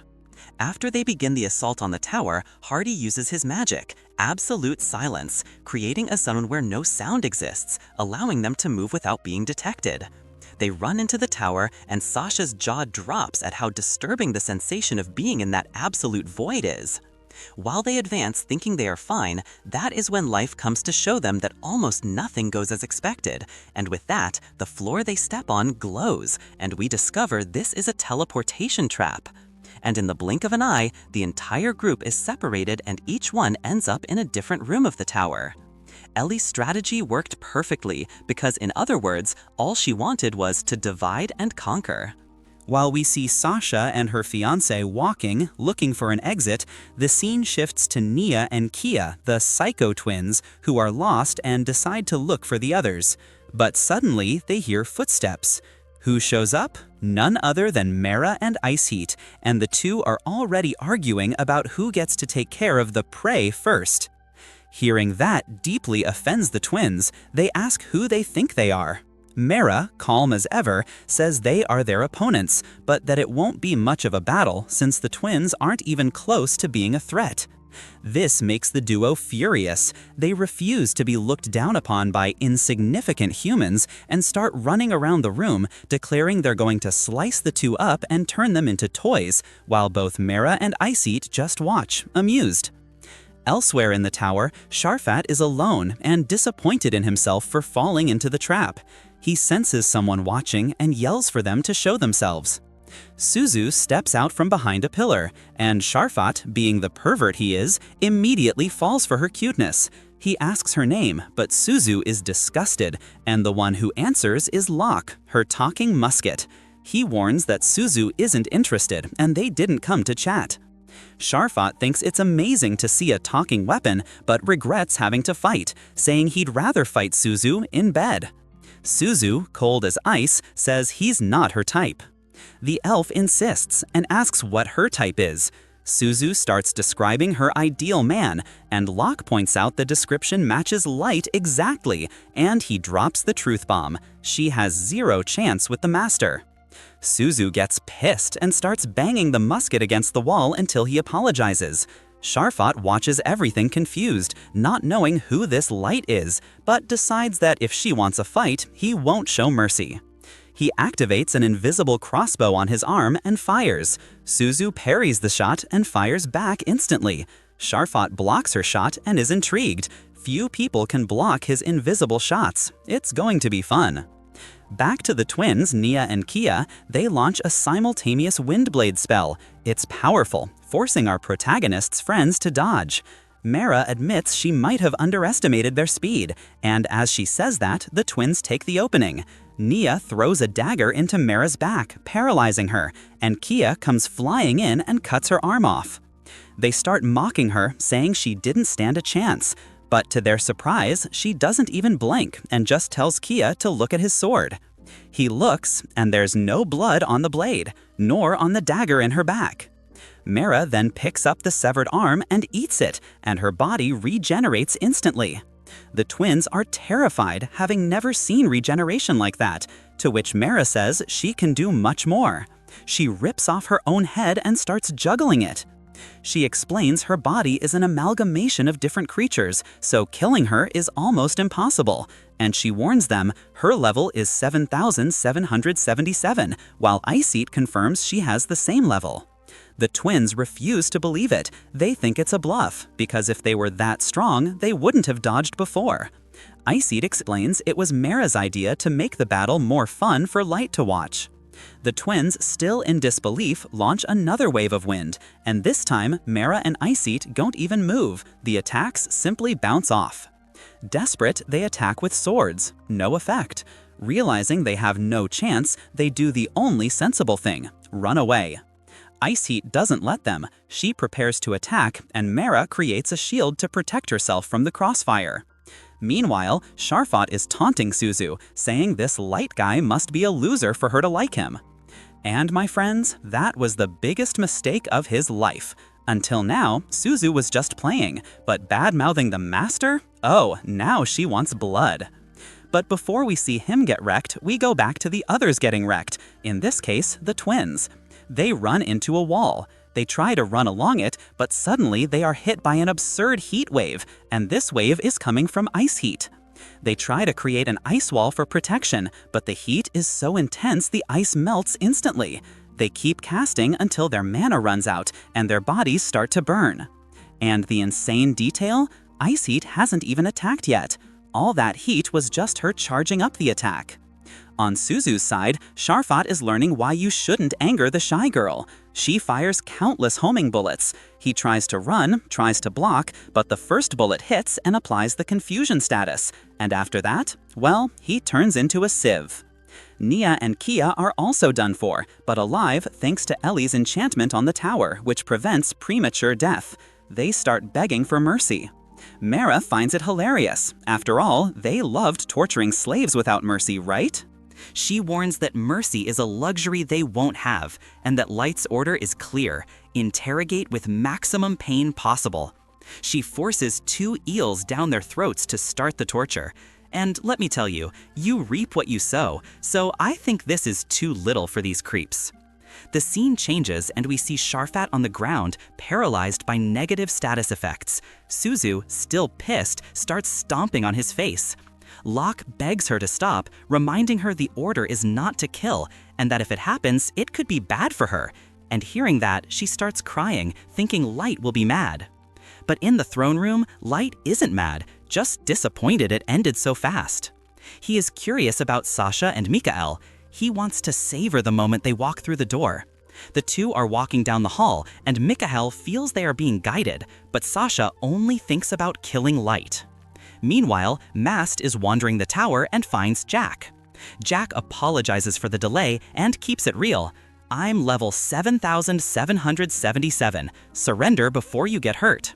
Mast, of course, doesn't believe it. His captain is level 3,000. How could this guy be 7,777? And he hates being called weak, so he attacks with his axe. Jack swats the attack away with a slap and mocks his slowness. Mast attacks again. Jack swats it away again, and with a flick, sends the elf flying into a pillar. Mast realizes the strength difference, but refuses to give up. He says he needs to save people, and Jack already knows what that means: killing humans to save them from existence. In other words, this is another guy messed up in the head with twisted ideals. Mast, wanting to enforce his justice, offers part of his own life to his weapon for a power boost, while Jack, despite hating his ideology, at least respects his determination. The elf brings the axe down with everything, but Jack blocks it easily, his hand turning black, and after that, assumes his final form, saying the attack wasn't bad, but that Mast never stood a chance. Then he delivers a massive punch to the imbecile's face, making it so he only doesn't crumble to dust because of Ellie's enchantment, but it is noticeable he is out of combat. And with all that, the only one left is Captain Hardy, and the scene shifts right to him, who is about to face Nazuna, the self-proclaimed strongest of all. And guys, something tells me this won't end well for him. And while Nazuna announces she is the strongest one there and that the master wanted to test her strength against the strongest elf, Hardy, arrogant as ever, doesn't think she is a threat. He just stands there, aura farming and ignoring her. But deep down, he knows she isn't bluffing about being strong. And if she is strong, her master must be a monster. But he believes he is the pinnacle of strength, so he draws his sword and analyzes Nazuna's stance. However, Nazuna has no patience for strategy. Bored of waiting, she makes the first move and launches a strike so powerful that it explodes an entire section of the tower wall. Hardy didn't even see what hit him.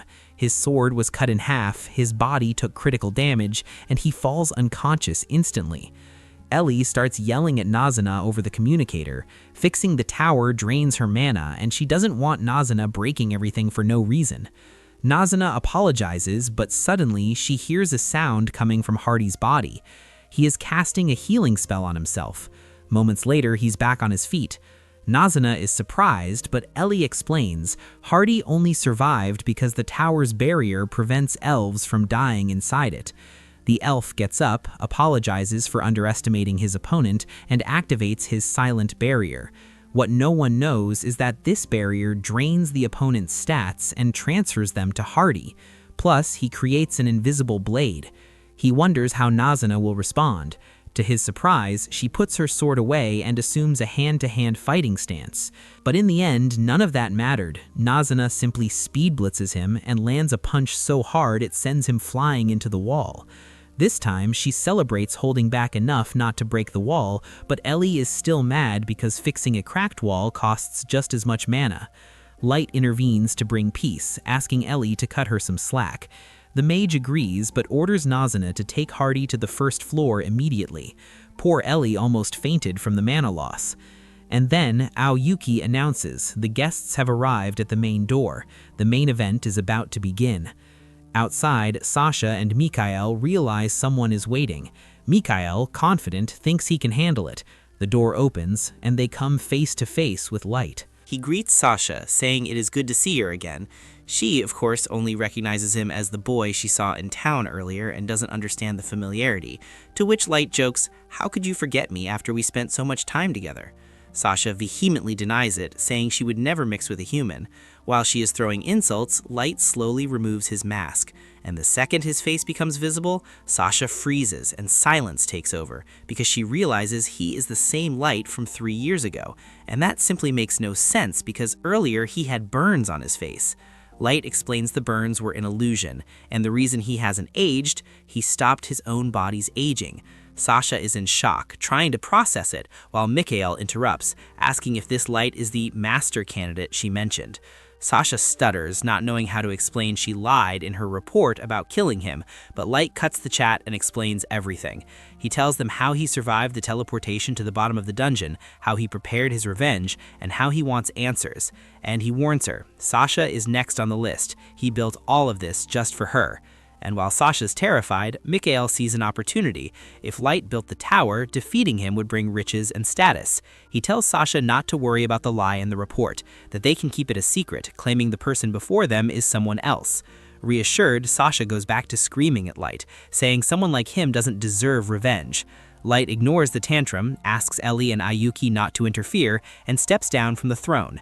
Sasha thinks it is hilarious he wants to face both of them alone since she is level 500, but unlike her, who is being reactive, Light doesn't even blink. She then pulls out a special item, which is an ocarina. Upon playing it, she summons several Phantom-class angel golems. She orders them to attack. Light dodges a blow that cracks the floor, admitting they are strong. He prepares a counterattack, but the shield angel blocks it. Light puts more force into it and breaks the shield angel's arms, but the healer angel restores him instantly. Sasha is terrified by Light's strength, seeing he managed to damage the angels. Seeing her panic, Light decides to reveal the truth. By the way, my current level is over 9,999. Sasha doesn't believe it. Mikhail tells her to calm down, thinking it is a trick or a magic item because no one reaches that level. Sasha orders the angels to attack again. This time, Light doesn't hold back. He uses earth magic to distract, shadow magic to bind, and destroys the healer. But Sasha doesn't even care. She plays the ocarina once more and summons the healer again. She laughs, explaining this item allows her to summon as many times as she wants without spending mana. Light realizes it is useless to hit the angels and decides to go for the source, Sasha. He rushes to attack her, but Mikael steps in front with his shield. And to make matters worse, Light is somehow pushed back by a tremendous force. Mikael then confidently explains that his shield is an artifact that reflects all attacks back to the attacker, and it also increases the strength of allies. Now they think they have won. Sasha goes back to mocking Light just like 3 years ago, but suddenly, Light starts to laugh. They think he snapped from despair, but no, he is laughing because they think they won, expressing that they are about to discover what true despair is. Ellie and Aoyuki realize what he is going to do and beg him to stop, saying it is too dangerous, but Light doesn't care. He breaks the soul seal on his staff, and a terrifying energy is released, causing Mikael's confidence to crumble instantly. He screams for Sasha to attack quickly. She orders the angels to advance, but Light simply obliterates them in an instant. The power is immense, but the staff's energy consumes Light's defense, and because of that, he can't keep this up for long. But he is willing to do anything to make Sasha suffer. He starts walking toward her, while Sasha, desperate, uses the artifact's final move. She fuses the 3 angels into a super powerful archangel. The archangel throws a holy lance at Light's head, but the second it touches our protagonist's aura, the lance is destroyed. This sends Sasha into total panic. She orders a full power attack, this time with 3 lances, but that doesn't work either. And while they are the pure juice of despair, Light is loving every second of the look of terror on her face as he approaches. Mikael screams at his fiancée to hurry up and summon the angel again because it is the only thing that can stall Light. But when she tries to play the ocarina once more, for some reason, it doesn't work. Moments later, the artifact simply crumbles to dust in Sasha's hands. The knight cannot understand how this is happening, as destroying a Phantasm-class artifact should be impossible. However, Light explains that his staff is Gungnir, a Genesis-class god-killer capable of erasing the existence of divine entities, so they won't be summoning any more angels today. Mikael is so stunned that he simply refuses to believe it. There is no way a human like Light could really be level 9999 or have access to a Genesis-class weapon. He convinces himself that everything up to now must have been a fluke, or at least that is what he wants to believe. He tells our protagonist that there is still no way he can lose because he has his damage reflection shield, so anything Light tries will be sent right back at him. And honestly, I haven't seen levels of cope this high in a long time. Light launches himself at the shield just to prove a point, and while it reflects the damage for a moment, the power from Gungnir quickly overwhelms it, shattering the shield into pieces. That was Mikael's last line of defense, and he concludes that Light must be a maestro because there is no other explanation for such strength. Light replies that he keeps hearing people mention maestros, but no one ever explains what they actually are. Deciding that Light's existence is too dangerous, Mikael pulls an enchanted feather from his jacket to teleport himself and Sasha out of there. But to his dismay, it does absolutely nothing. Light explains there is no escape because the entire tower is enchanted with anti-teleportation magic. Ellie chimes in, explaining that the jamming spell is one of her original creations developed from analyzing the Abyss dungeon. The point is, no one enters or leaves this tower without Ellie's permission. Light tells Mikael that now would be a good time to start running if he wants to, but the elf knows he can never outrun Light. That said, he clings to hope because Captain Hardy is somewhere in the tower, and being level 3000, he should be coming to save them any minute. Light finds it hilarious that Mikael thinks the other White Knights are coming to the rescue. He orders his subordinates to enter, and to the horror of the elven couple, they see Light's servants walk in dragging the White Knights, all of whom are badly injured and one step away from death. They drop the knights on the floor, and Light thanks them for a job well done. Jack notices that the master took the seal off his staff, and while Light seems calm, his hand is actively being burned by the weapon's power. Light tells them not to worry, as this was his choice and he can handle the backlash. But for now, he has more important things to do. He turns back to Mikhail and asks for his plan now that his team is defeated. With no hope left, Mikhail becomes desperate and tries to negotiate. He offers to team up with Light to take over the Elf Queendom, but our hero has no interest in ruling that awful nation. The only reason he is there is for revenge and to find the truth about the Maestros. Since Light only wants revenge, Mikhail asks to be released because the target is Sasha, claiming he was not part of the party that tried to kill Light, nor does he know why the order was given. Sasha cannot believe Mikhail is throwing her under the bus like this, but he yells at her to leave him out of her mess. And adding insult to injury, he tells Sasha he never really liked her. He was just going along with the engagement to raise his status and always thought of her as nothing more than a foolish commoner with delusions of grandeur. Hearing him say that literally breaks Sasha's heart because she genuinely loved him. Light came for revenge, but watching this train wreck is starting to get uncomfortable. He interrupts, telling Mikhail he doesn't intend to lay a finger on him, but he can't make any promises for Ellie. He gives the mage permission to do whatever she wants. Ellie is relieved because it took every ounce of restraint not to kill them earlier. She makes it clear she is going to make their ends as long and agonizing as possible. Mikhail tries to run for the door, but Ellie casts a thorn-binding spell, grabbing him with vines before he can escape. She says she will start by taking a look at his memories. Mikhail groans in agony as Ellie begins sifting through his mind, and Light tells Sasha to watch closely because she is next. Terrified by the thought of being tortured, Sasha tries to gain sympathy from Light by reminding him of how close they used to be in Concord. However, that was the worst thing she could have said. The main reason for Light's revenge is that he genuinely thought she cared about him, only to be betrayed. He remembers every painful detail of her laughter while he suffered. Sasha insists it wasn't her fault, but then she crosses the line. She offers to get intimate with Light if he spares her life. Aoyuki can no longer hold back her anger. Not only did Sasha betray the master, but she disrespects him by thinking he is a simpleton who can be bought with her body. She threatens to let her beasts eat Sasha alive. Light tells Aoyuki to calm down because he is the only one who decides Sasha's fate. He reassures the traitor that he doesn't plan to kill her yet. She will be kept alive to suffer the worst pain imaginable alongside Garou until he learns the truth. He walks away to leave Sasha to her fate, but before leaving, he pulls out the arrow Sasha shot at him 3 years ago and jabs it into her leg as payback. After that, Mara steps up to execute the punishment, and dozens of bugs begin crawling all over and into Sasha's body. Light finally got his revenge, but the cost was heavy.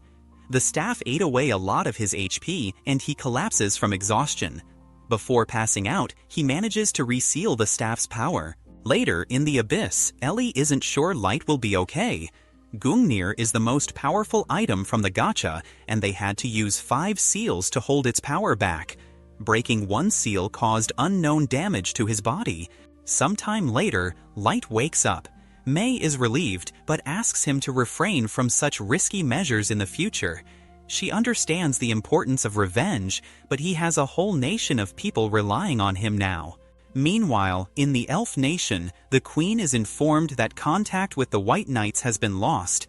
She begins to panic, refusing to believe Hardy could lose.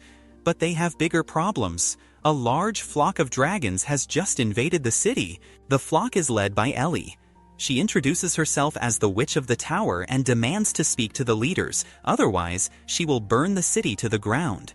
To prove she isn't bluffing, she incinerates a large section of the nearby forest. Ellie lands in the castle courtyard and meets the queen. The monarch demands Ellie remove the dragons, but the mage calmly points out that they invaded her tower first.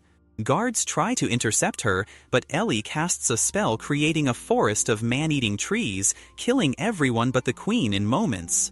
Terrified, the queen realizes no one can stand against this power. Ellie captures her and scans her memories. Finding nothing on the maestros but plenty of discrimination against humans, Ellie issues an order. From now on, all humans in this nation are to be freed and given full autonomy. Anyone who objects becomes dragon food. Back at the tower, Light recovers and gets a report. Around 5,000 humans have been freed and are settling around the tower, self-sufficient thanks to Ellie. Originally, Light intended to turn the world into a burning hellscape, but he has changed his mind. He still plans to carry out his revenge, but discrimination is the problem, not the world itself. So, after he is done with his revenge, he plans to do everything he can to make this world a place where everyone can live in peace, and his loyal servants swear to help him in any way possible. This brings us to the end of the season. Light has gone from a pathetic rank F adventurer to a king with the power of a god. What awaits him next? Subscribe so you don't miss the next season.